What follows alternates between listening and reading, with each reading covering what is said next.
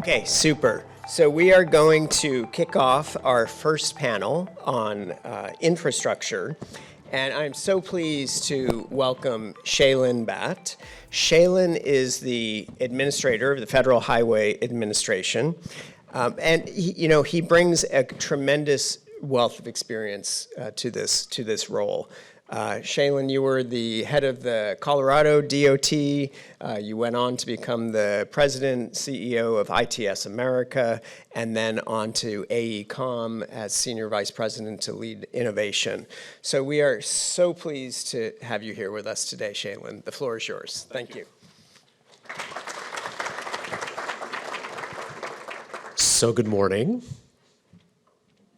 Hey, see, there we go. I get a lot of invitations to go places, and I can't go to all of them. And this one was tough, and I wish I could stay the whole day because it's a fantastic agenda and stuff that we at the Federal Highway Administration are working on a lot. But my daughter, her 10th birthday party is tomorrow, and I'm already not the father of the year. So I won't be able to stay throughout the rest of the day. But, I came this year. I was here last year. Last year, I did not wear a tie. There's a lot of benefits of public service, massive pay cut from the private sector, and I get to wear a tie again when I come to events like this. I do appreciate Jim supporting me in wearing a tie today. I was thinking as John and Jinwoo were speaking, my first job in transportation was in Toronto in the early 2000s, and my job was to try to reduce single occupant vehicle trips. Right, so get people to use active transportation, use public transportation, ride sharing. This is pre-technology ride sharing, right? So we would actually go to like companies and do little heat maps with pins, like who's coming, and try to do commute counseling, right? Like here, meet some people and you guys can ride share together. And everybody was like, that is an awesome initiative. Get everybody else to do that so I can just drive with no traffic to work. And I feel like my entire career, so I was the secretary in Delaware, and we went from 31st to 4th in bicycle-friendly states. And, if you go to Delaware today, still really bad traffic congestion. When I was in Colorado, we brought Bustang back, right? Like inner city regional transit, we're working on Front Range passenger rail. If you go to Denver and the Front Range of Colorado, still massive amounts of traffic. And one of the benefits in my career is I've got to, go to China and Australia and Copenhagen and lots of places. I was in Dubai working on NEOM, which is in Saudi Arabia, and Dubai, car choked, right? But if you go back 20, 30 years, it wasn't even, that kind of a city. And I was thinking of that picture of Beijing with everybody in public transit or walking and biking. And that, from a transportation perspective, is our utopia. But for people, right? They for whatever reason, they don't tend to do what we ask them to do, right? Humans are going to human. But I'll just say this, when I was reading through my materials for this, it said, if you're coming to this Liberty Mutual facility, we encourage you to either take transit or get rideshare because parking is $60.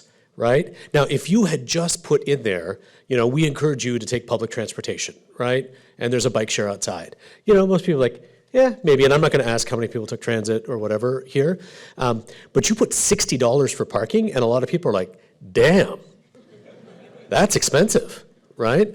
And so I am just a big believer that, when you price something, that's when people truly decide, do I want to exchange my hard-earned dollars for, the benefit that is out there. And part of our problem in transportation, it's been the tragedy of the commons for a long time, right? Now, John, I loved your trends, right, that are up there. All of those, absolutely true, and maybe I'll talk about a couple of them. But one of the things that was up there was that, Federal Highway Administration approves, New York City pricing, congestion pricing plan. And to be clear, we approve the environmental document. That's their initiative. We have not one but two lawsuits on that. And if I sent you a sampling of the public comments we've received, not the most popular initiative that's out there. And that is one of our challenges in this great democracy that is the United States, is that it's, there's all of these great public policy initiatives and things we should do, and academia and industry is there together, but the public is going to public, right? And so, we have to be careful. And I would say one of the trends that you didn't mention, because there's only so much time, we are in the midst of spending $1.2 trillion, thanks to the bipartisan infrastructure law on transportation, $7.5 billion of that for electrification through NEVI and CFI. And we're going to release those CFI grants because the president's pretty clear that he wants us to compete in the 21st century on electrification and building those EVs here in America. But one of the other trends that is, I think, staring us in the face is the transit fiscal cliff, right? That for all of our endeavors and efforts, and pre-COVID, you mentioned this, we were right at the cusp of being able to solve that first mile, last mile challenge with micromobility, and there was the promise of AVs and other things, and we thought we're getting close because if we can make it easier for people to take transit, they will. Right, and if it's harder, they won't. But COVID really blew the doors off of that because now people are like, it might be my own vehicle, but it's my own air, and I kind of don't want to be out there. And that, that's going to, take some time to get out of the system. But then the other challenge is that while we're spending $1.2 trillion on transportation, a lot of big city transit agencies are struggling. They can't hire workers, and then there are big legacy costs that are there. And so another trend I would just put out to this room is we're at getting to the halfway point. We're about to celebrate 2 years of the bipartisan infrastructure law. Well, next year we'll start working on the next authorization. And that is going to be a big fight. And, many of you are from Boston, around the country. I work in DC. It is just a place of milk and honey and harmony, and never any fights or, squabbles about how we spend dollars. But how we spend this $1.2 trillion is incredibly important. I do want to say, because I know that when John and I were speaking, there's a lot of folks here from the financial side as well. And, I have spent time at the intersection of transportation and technology. I've done a lot of advising for different groups. I was on the Aurora and Uber ATG safety advisory boards. And I will just say that, what people always ask me is like, we have all of this money, how do we make it work? Right? Like, how can we deploy, all of this private sector capital that wants to come in? And the problem for that is that the private sector capital needs a return on investment, right? And in order to get a return on investment, you need to scale and scale quickly. And when you work with the public sector in the United States, we don't scale and we don't scale quickly, right? We want to pilot because there's risk, there's inherent risk around these things. And that needs to get priced in because the only way to become the former Secretary of Transportation in a state is for one of these pilots to go off the rails, right? And then it goes very quickly. And we saw this a little bit with AVs, right? We saw it was like everybody was all in, and then we had that tragedy in Tempe, Arizona, and every of a sudden everybody was like all out. And what just happened with Cruise in California. And, there are these big seismic shifts that occur. And, so I won't be able to stay the entire day, but, I'm happy to connect with folks on LinkedIn or otherwise, because I do think when it comes to technology, and I know, Xinhua, you have talked about this a lot, I think we have to talk about outcomes, right? And the outcomes that our transportation system is producing in the United States right now is 43,000 deaths on American roadways. And when I was the Colorado DOT director, when I started, we had 484. When I left 3 years later, it was over 714. The vast majority of them vulnerable road users, bicyclists, pedestrians, and the very technology that we are consuming on a regular basis is now becoming the distraction from which driving, like people don't want to drive, they want to be engaged with their technology. And this is a challenge that we have to solve. And I'm just a big believer that whether it's connected vehicle technologies, and last week at the University of Michigan, we announced a Saving Lives by Accelerating Connectivity. We're going to put $40 million, which used to be a lot of money. Back when they did the Smart City Challenge, it was $50 million. But we want to put $40 million into one city, hopefully get some private sector partners, states and others to really deploy technology at scale. Because I'm just a big believer that the only way we're going to get to zero deaths on our roadways is to create a digital bubble around people and have them be seen not by distracted, drowsy, drunk, drowsy drivers, but by actual technology. And we're getting there. Right, ADAS has made a lot of strides, and then the other outcomes. We talk about 30% of GHG emissions in the U.S. come from our transportation sector. We can and must do better, and Americans. spend a lot of time sitting in traffic. And this is an urban mobility piece, but there's a big country out there where the vast majority of them don't have access to transit. So we've got to figure out how automation, connectivity, micromobility, and data help us get there. So super excited to be the Federal Highway Administrator, super excited to work for a president who cares deeply about infrastructure, and look forward to the discussion and hopefully connecting with as many of you as I can. Thank you very much. Thank you. Shailen, please. Thank you so much. Thank you so much. Okay, I'd like to invite the panelists for the first session to come up to stage, please. We are super delighted to have Victoria Sheehan as our moderator for this panel. So Victoria last year was appointed as the executive director of the Transportation Research Board at the National Academies. So I guess you could say she's the chief transportation researcher of the country, which is great. But what I appreciate very much about Victoria is that she also has real practical experience here in Massachusetts with the Mass DOT, where she served for a decade, and then to our neighbors to the north in New Hampshire, where she was the Secretary of Transportation. So Victoria, the floor is yours to introduce the panel. Thank you.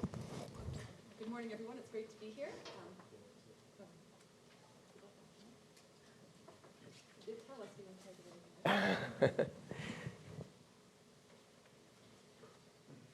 That's better. Never put me in charge of technology. I'm turning on my own mic. Well, good morning, everyone. It's terrific to be here. We're going to have a conversation and continue discussing this topic of how we can rethink transportation. As you've heard this morning, there are a number of challenges ahead for us all. If we really want to embrace technology and really ensure that our solutions are meeting the needs of those who are using our transportation systems, we really have to think differently. And that's what we're going to discuss with this panel this morning. We're in a period where there is this huge potential for us to really bring about a transformation, but only if we can work together. And so I really appreciated the comments this morning about being humble and talking about problem definition before we jump to solutions, as well as the need to really educate the public so they too can understand what's possible as they give us feedback on technology and solutions. We only have a very short time this morning for this panel conversation so that we can turn things over to you all and have the roundtable discussion. So in the interest of time, I'm going to ask each panelist to introduce themselves and speak for a few moments, and then we'll have some time for discussion, which will hopefully get you all thinking before we jump into the roundtables. So to kick things off, I'm going to turn it over to, I think, Jennifer first, and just give us a little bit of your background and your thoughts on this topic. Sure. Thanks, Victoria.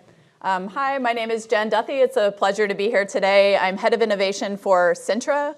If you haven't heard of Cintra, we've been innovating in highway development for over 50 years. We operate on 4 continents, although the bulk of our business is in North America. I'm based in Austin, Texas. And while we've been doing innovative highway development for 50 years, that's been changing as to what that means, right? So we had the first open tolling facility, or fully open tolling facility in Canada. As John mentioned earlier, we do dynamic pricing. We've been doing that for a long time and continue to innovate there. And what I'm here to talk more about today is digital infrastructure. We've been focused on physical infrastructure, but now we've been turning our attention to how we can be part of the solution for providing digital infrastructure. As the administrator mentioned, 20 million, 40 million is not a lot of money anymore, but we think that it's possible to affect change with partnerships between the public and private sectors. So we have deployed a digital infrastructure-based corridor on I-66 outside the Beltway in Virginia that we're quite proud of, that brings information in real time to travelers and to traffic management center operators. Very interested in partnering with state DOTs and agencies on the future of vehicle to infrastructure technology, and just happy to be here today. I think, Erik, would you like to go next? Sure.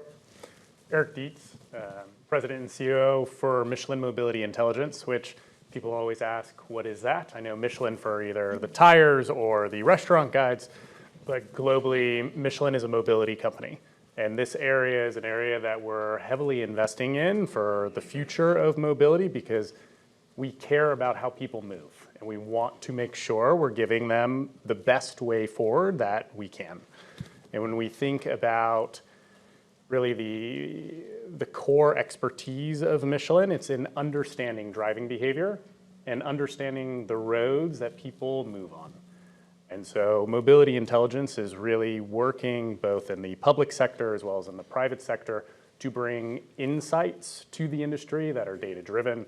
So leveraging millions of connected drivers here in North America to provide safety insights to identify, prioritize, measure the mitigations that are going on. When we talk about the costs and are we getting the best bang for our buck, that's something that Michelin is very interested in helping and enabling that so that we know where do we put our limited resources. Things are getting more expensive. We're never going to have enough money to address everything that we need to. How do we make that go as far as possible? How do we ensure that it's equitable? How do we ensure that it's safe and sustainable and scalable, which we know are some of these core tensions that are really difficult to overcome. And we think that with the history of Michelin, again, we've been around for 130 years. We plan to be around for much longer.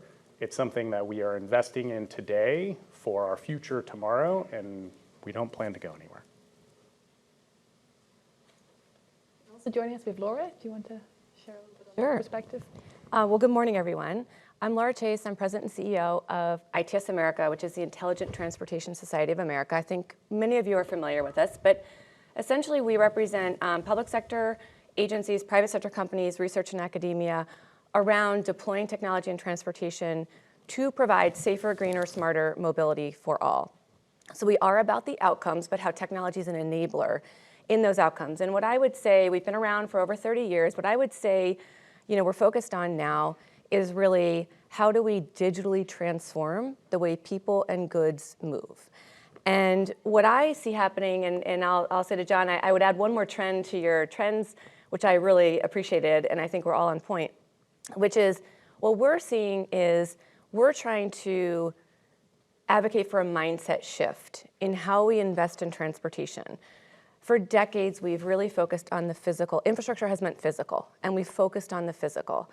And everything that we have in place, the entire structure we have in place to do that, supports this notion of large capital expenditures in physical builds, whether it's a road or a bridge. And we need that, right? That's always going to be necessary. But what we're seeing is we're seeing this shift from a model that was really focused on physical to now we really need to focus on this digital layer and these digital investments, which can help us get more out of these physical assets. It can help them be more dynamic. We looked at the term software-defined vehicles. It's not perfect, but I've used the term software-defined infrastructure, right? I mean, that's what we're talking about. We're talking about, rather than dig once, integrate once, right? And then be able to iterate off of that. How do we do that better? How do we use data? How do we use all of these tools that we have in our toolbox that are not in the necessarily physical world? How do we fund them? How do we maintain them? How do we operate them? And so we're really looking at this shift not only in how we invest, but how do we manage those systems, going from what I'm going to call a 20th century model, which is, the government owned and operated and maintained, to this 21st century model, which is public-private partnerships, which might be private sector maintained and operated, and the public sector is regulating and consuming that service, a services-based model.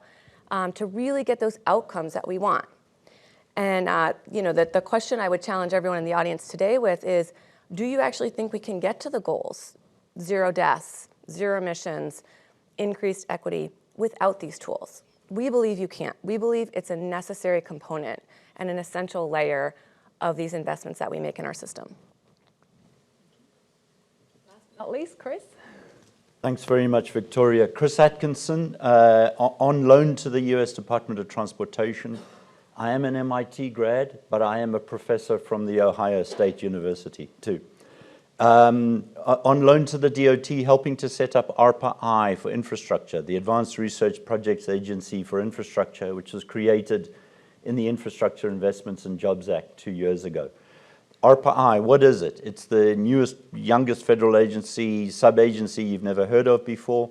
The idea is to be to transportation and infrastructure as DARPA is to defense, as ARPA-I is to energy, and as the new ARPA-H is to health. What is infrastructure? It's the physical, it's the roads, bridges, ports, airports, harbors, pipelines, I need to get it right, rail, marine, aviation, transit, plus the digital infrastructure or the virtual infrastructure that underpins that. Anything that facilitates transportation. In terms of John's 10 trends this morning, and Administrator Bhatt alluded to this, the number one trend should be we are seeing dismal results with respect to safety. Safety is DOT's number one consideration, and it should be our main overriding societal leading light, if you like. We've done an abysmal job of it. Administrator Bhatt mentioned the number of fatalities in 2021. The bottom line is that in the last 25 years, we have seen the death of 1 million Americans on our roads, 1 million Americans, and 10 million serious injuries. That should be our number one consideration. Ignore all the fluff, ignore all the tech, except where it assists and remediates that particular problem. We'll talk more about it, but essentially, that's my message for the day. Thanks, Victoria. That's a great way to segue to the discussion. There is this compelling case for action, especially with the troubling trends in highway fatalities, this need to act because of climate change and have a sustainable system. And Shailen touched on it earlier. At the same time, we have this tension. There's this potential to use technology to solve these problems, but the public sector is very risk averse. And it is difficult to convince the public that these technologies will really do the things and achieve those outcomes that we're all striving for. So I guess, first of all, before we ask Chris and Shailen for their opinion, what is the one thing that you would ask of the public sector, either at the federal level, the state level, the local level, to really give the private sector and companies confidence that they're going to be able to truly implement these tools, not pilot them, but bring them to full implementation to bring that transformation we're looking for? I have an answer, but go ahead. Ken, go ahead. Oh, I was just going to start with guidance and standards is something we talk about a lot. We were glad to see that last week one of the announcements was this deployment plan that's being put forward by Federal Highway Administration, USDOT. I think as the private sector, we are very interested in investing in this and getting a lot of, focusing on how can we bear technology risk and take on some of this risk that the public sector doesn't want to take on or can't take on so that we can help bring these safety benefits. But there's so many different ways that we can achieve it. And so having some consensus or some guidance around what are our priorities in terms of corridors, use cases, technologies, we're all in regardless, but the more guidance that we can have and consensus and consistency, the more scalable our solutions can be. So I would say the one ask that we would have as a community is for a non-discretionary dedicated funding source for digital infrastructure, because right now we've in the past we've really asked for eligibilities for technology, right? So yes, you could use this funding source to procure physical infrastructure, but it's eligible. You can use it for cybersecurity. You can use it for digital tools. What we really see now is that need for certainty beyond competitive grants and things which we are very happy with in the bipartisan infrastructure law. We're very happy to have grants that are focused on technology. Going forward, to really unlock that private sector capital, I think we need that dedicated source of funding that is not based on competitive grants. So I would just add, I think, to what you both have said, dedicated funding, but expedited procurement combined with the standards, the governance, what does success look like, right? We asked that at the beginning. And when we're doing these pilots, what are you measuring? What are you measuring it against? What's the benchmark? What are you trying to get done? Oftentimes, at Michelin, we pride ourselves on being customer-centric, and we say, what are you trying to achieve? I don't want to sell you a capability. I don't want to just build things to build things. I want to help you achieve your goals, whether that's to be more efficient, to optimize, to resolve a pain point, but understanding a little bit more what success looks like, having some of those standards so we can mitigate the risk that you're mentioning of, is this technology going to be around in a couple of years? We've seen in the trends today, companies that were here producing really interesting solutions and capabilities are no longer here. And so that stability, building towards that stability and something that is scalable and sustainable needs some of that guidance and leadership there so that private sector can confidently invest, knowing that, hey, the ROI may be a ways down the road, but we're going to get there, right? And for different risk profiles, for different institutions here in the room, that maybe fits your portfolio, maybe it doesn't, but that allows people to at least plan and forecast and invest in the right ways to achieve some of these goals that, I think to Laura's point, we're not going to achieve unless we invest in these things, unless we deploy these things.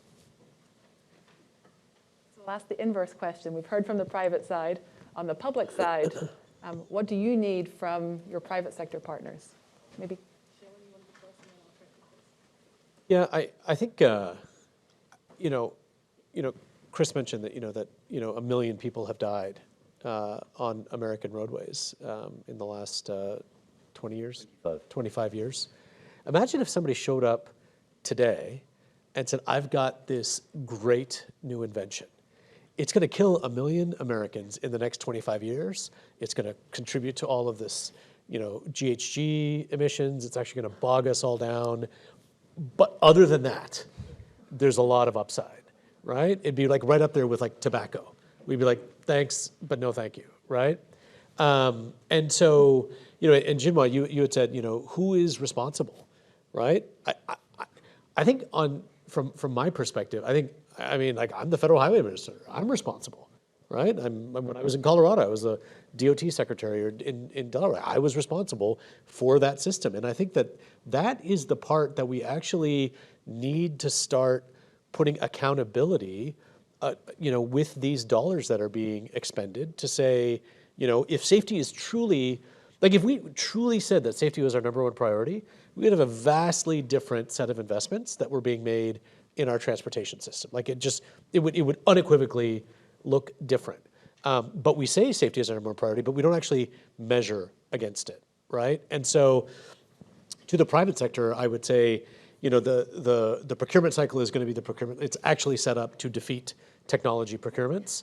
So you've got to find ways. Like in Colorado, we used the High Performance Transportation Enterprise, which allowed us to do things like P3s and other things to deploy technology at scale. You've kind of got to find ways around that. But I would say if you could find, and again, what we need to do is find 1 or 2 places that want to go all in at scale and deploy intelligent intersections and massive amounts of connectivity and automation and detection and harnessing data to not just figure out the crashes, but also the near misses, because that's incredibly important information, and telemetry, all of that data, and deploy this sort of transportation safety utopia in one place. And then what will happen in the public sector is that other mayors and governors and others will say, Hoboken has had 0 fatalities in X amount of time. Why aren't we doing that? I think that is the pathway, but just spreading more peanut butter around the same bread, and saying it's our number one priority, I just don't think we're going to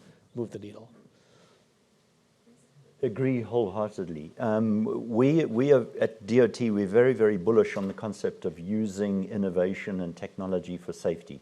As you know, we have remarkably safe vehicles, both from a passive safety and an active safety, including ADAS. New vehicles are just remarkably safe, but we have remarkably unsafe roads, especially for vulnerable road users. This is very clearly something we can solve. The USDOT Intersection Safety Challenge, which recently closed its first stage, thanks to funding from Federal Highway Administration and ITS JPO. We received 99, one shy of 100, very, very compelling technical concept papers for an intersection safety system that can look down on an intersection in real time using machine vision, perception, sensor fusion, path planning, trajectory planning, and real-time decision-making to alert vulnerable road users in real time to an impending incident at an intersection. That's an example of the private sector, academia, non-profits getting together to come up with very, very targeted tactical solutions to a pernicious problem, the problem of crashes at intersections. Again, we're very, very bullish on this. We need to unleash creativity. We need to unleash innovation in making our roads safer. Again, very safe vehicles, very unsafe roads, particularly for vulnerable road users. This is something we should be doing, and it's something we need to initiate. Instead of thinking, how can we best make a fast buck, we need to think, how can we best protect our citizenry and the most vulnerable amongst us? Yeah, and just to add, like, for my daughter's birthday, she's a huge Harry Potter fan, so I got a Harry Potter advent calendar, and it was on sale, and Amazon just notified me it's 10 stops away, right? Like, we live in a world where I can track where that very important purchase that I made is going to be. Surely, we live in a world where we can track where vulnerable road users are going to intersect with things that are going to hurt them or kill them.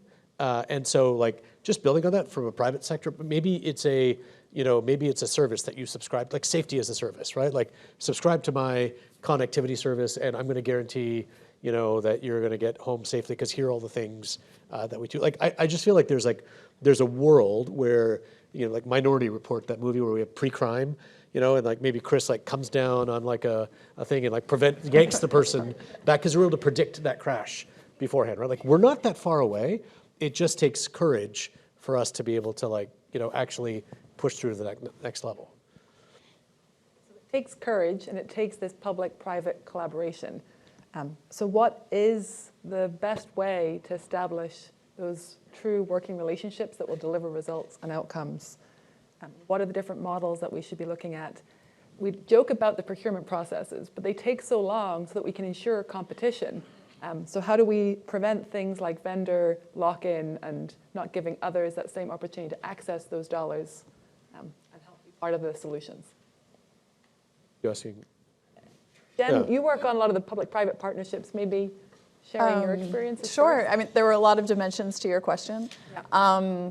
I mean, in terms of vendor lock-in in particular, I would say that's something that we think a lot about as we work on our solution for digital infrastructure. Is it can't be, we're trying to sell something that's going to only work with our products. That doesn't make sense, right? Every agency has its own, I worked for an agency just a few years ago. Every agency has its own technology systems, different types of cameras, different sensors that they've invested in that meet their needs.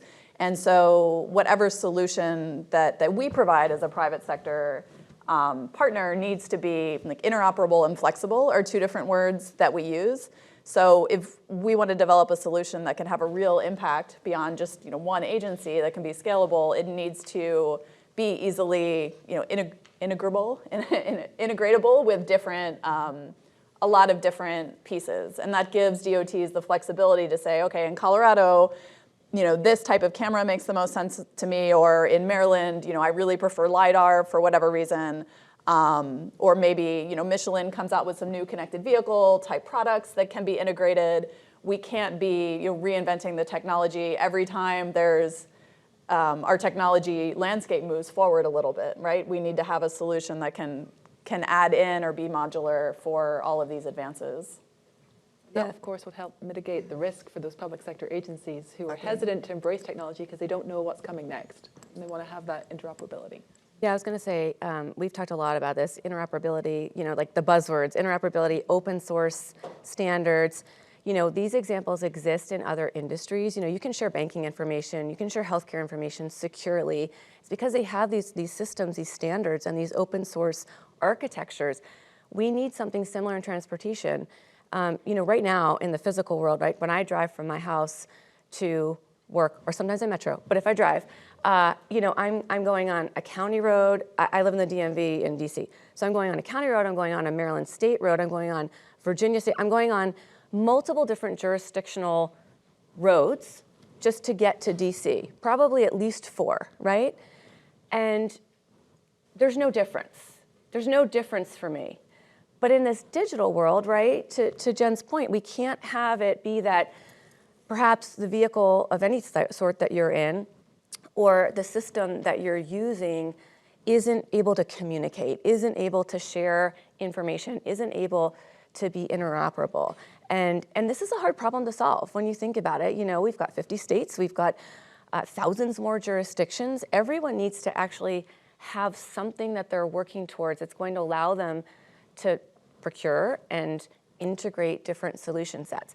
And the last comment I'll make is when we put in comments to the intersection safety challenge, which we're huge fans of and absolutely think is highly necessary, we put these kinds of comments in our response because we advocated for a modular approach to avoid vendor lock-in. Because you shouldn't be in a situation where you're buying one hardware-based sensor solution but then you have to use that vendor software, right? You should be able to choose the different solutions that meet your needs and are not subject to, you know, just being able to use solutions from one vendor. I think a lot of what we're talking about is an ecosystem, right? And this ecosystem is here in this room. As we transition from physical to digital and we start moving towards some of these goals, it's mandatory to work together as an ecosystem. But I honestly think the attempt to mitigate vendor lock-in by having a competitive bid process decreases collaboration in the private sector because it feels like an all or nothing. You know, I must win this. And I think historically, when you're procuring services or capabilities for physical, you want that competitiveness because you want the best thing there. But in an environment that's in transition, where you must have collaboration across that ecosystem, it needs to facilitate and reward that collaboration, that mutual support across the board. And I think that's something that is really challenging. I can tell you there are certainly companies right now that we are collaborating and partnering with that people are surprised by. You know, hey, you're going to compete with them somewhere else. We don't care, right? If it's moving forward against the mission, then it's good for the ecosystem. And we may compete for the same dollars in some instances, but at the end, if you're moving forward what we're trying to do, then I think our procurements, our funding, the metrics that we look at, it should be there in the success, right? It should measure that, should recognize that. And I think that's something that at the moment, the dynamic that has been set up decreases that. You know, it doesn't incentivize that collaboration in quite the same way.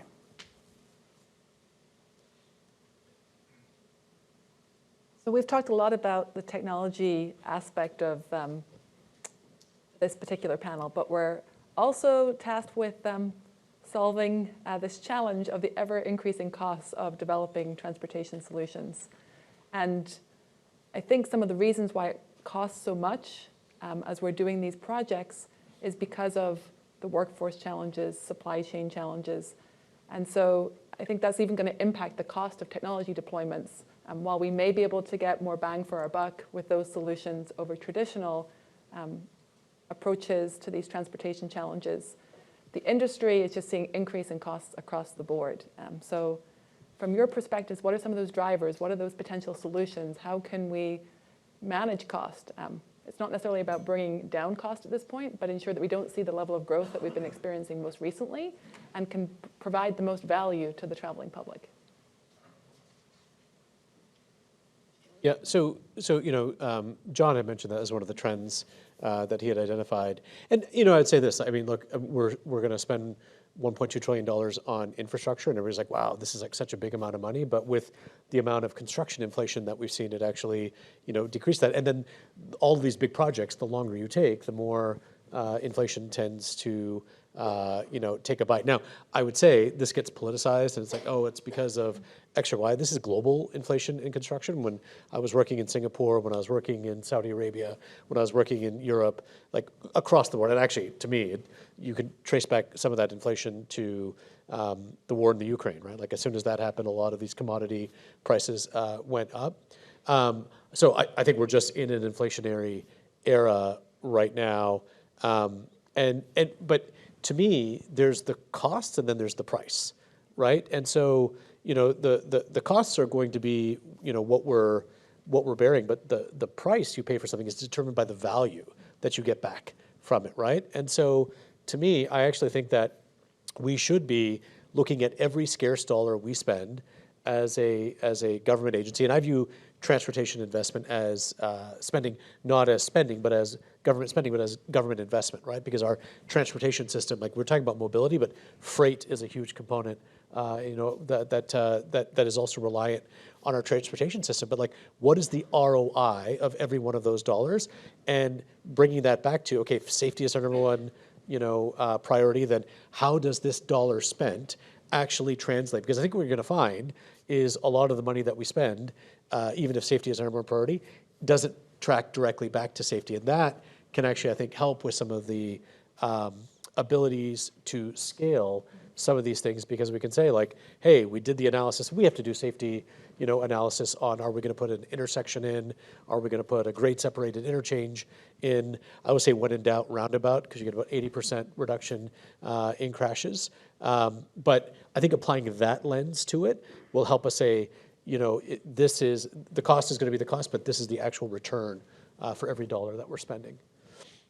Yeah, I'll just add that when the SMART grant was created and announced, it's a tech forward grant. It's $100 million, right? And I remember having a conversation with and Shailen and Victoria, you have to keep me honest on this, but this was Tracy, who leads the Nevada DOT, and it was interesting. We're trying to put it in perspective, and we're very excited about the SMART grant. We really, absolutely love the SMART grant. But we said, this is really interesting because $100 million is essentially one complicated interchange, right? Ish, maybe a little more in the physical world, maybe a little more. But that's the entire tech grant. And I think that the reality is that the technology can make your dollars go further, right? It can increase that ROI.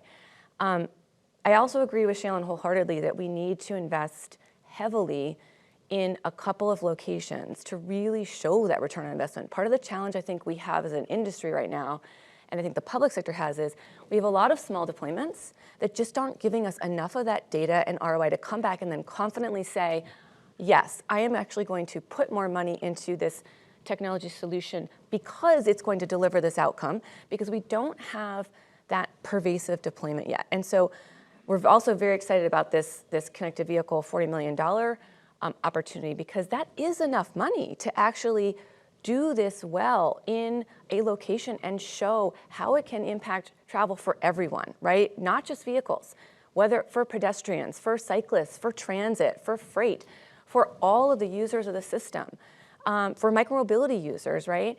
And so I think that's really important, that really understanding that there are ways where we can make our dollars go a little bit further by adding perhaps a technology layer to different projects and getting more return on our investment that way. I love what you guys are saying about measurement, because I think it's something that's been missing or not done at least as well as we would like for a long time. But with the, I would say, pervasiveness of data now, and as it's increasing, the ability to measure some of these things, even in rural areas, is significantly increasing. Our teams have done some work recently as we're looking at intersections and changing intersections from roundabouts, for example, in St. Louis and throughout Missouri, where some of those roundabouts decreased speed, crashes, and near misses by 46%. In a few of their deployments, though, actually increased, and it wasn't the right solution for that area, and I think the context matters. And we're not yet at the level where we can say, what is the context of your problem? And here are measurable ways that have been defined to address this specific problem with this type of context. And we're getting there, right? I mean, we're going through the pilots and we're measuring the different pilots and we're looking at some of the unintended consequences. We did some work recently for a DOT where they were trying to decrease congestion, because that's the standard thing. They put in additional turn lanes. They did. They increased traffic flow by 70%. They increased crashes by 300% and near misses exponentially. It was something that they didn't have the ability to measure before. But now those capabilities exist. And enabling the procurement for those capabilities and the standardization of those capabilities and discussing what you can do, what's feasible. And I think having that standard knowledge at the moment is not well known. When we go from one DOT to a highway safety office at another, to a local city, there is not that same standard of knowledge of what is possible and what capabilities exist to enable accurate measurement and which mitigations are the right ones.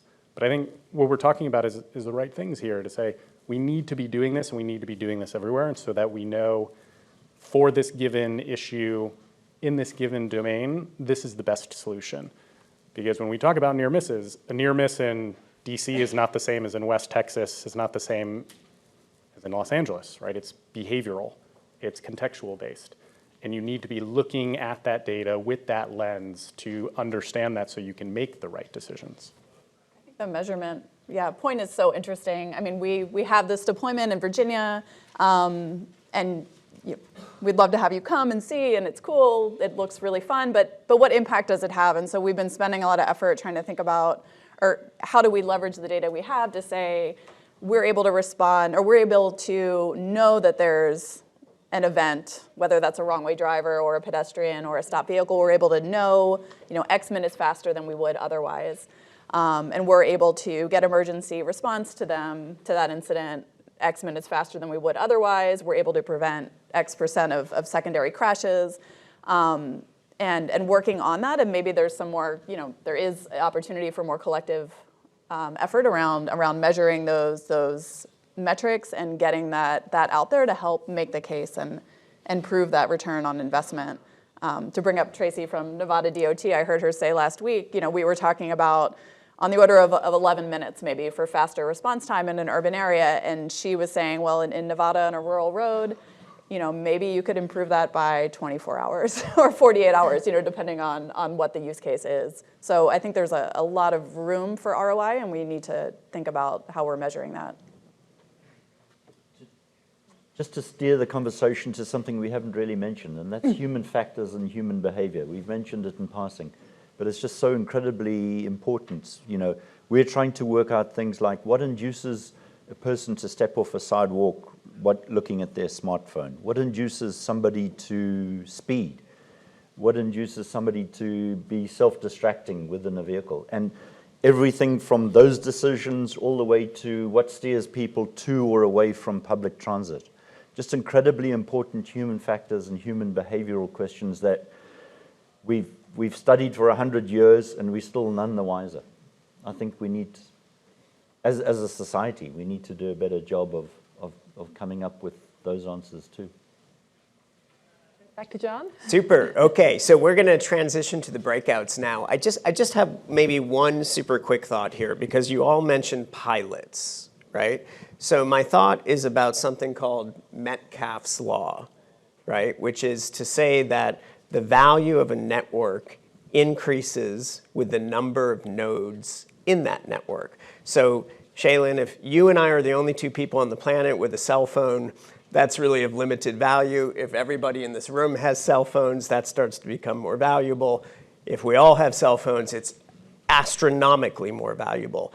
And it strikes me that transportation and mobility, in many ways, follow Metcalfe's law. And so these pilots that we're always deploying, almost by definition, are limited at that little origin point for value. And so I just wonder about this, and I don't know, maybe do you have a reflection on that, Shailen? Like, does that resonate with you, that some of these pilots they're almost dead on arrival in terms of value? Well, I think if you and I only had the two cell phones on the planet, I would find value. Right. I call you a lot. I was thinking about, you were in Boston, I was thinking about Facebook, right? Like Facebook only took off when a bunch of people got on the Facebook at the time, right? And now we're all getting off of Facebook or Meta. Look, this is the problem, right? Like, you can't scale with the public sector. Like you were talking about Singapore and how they've been able to do congestion pricing, right? People are like, why can't you just do it like in Singapore? Because we're not Singapore, right? Like, it's not a command and control and one entity makes a decision. So I don't know that it's a complete and total parallel because, if in a discrete location you're able to show benefit, then what we're hoping is the network effect is others are like, hey, I want that in my community. That's what we're trying to do with this $40 million, and hopefully the private sector comes in. So I don't, courage is a tough thing. I would say now, like, we should not, in this environment where 43,000 people are dying, we should err on the side of safety, not on the side of caution. But for people who are elected by voters, appointed by people who are elected by voters, they can be a fickle group. And so unless you are really certain in your use case, you're only going to get a pilot because everybody has a better mousetrap. And so let's find a way to either increase the size of the pilots or deploy enough pilots at scale of similar things that we can show benefit. But it's sort of like one of the realities of American transportation investment. Great. I want to thank Victoria and the whole panel. Thank you so much.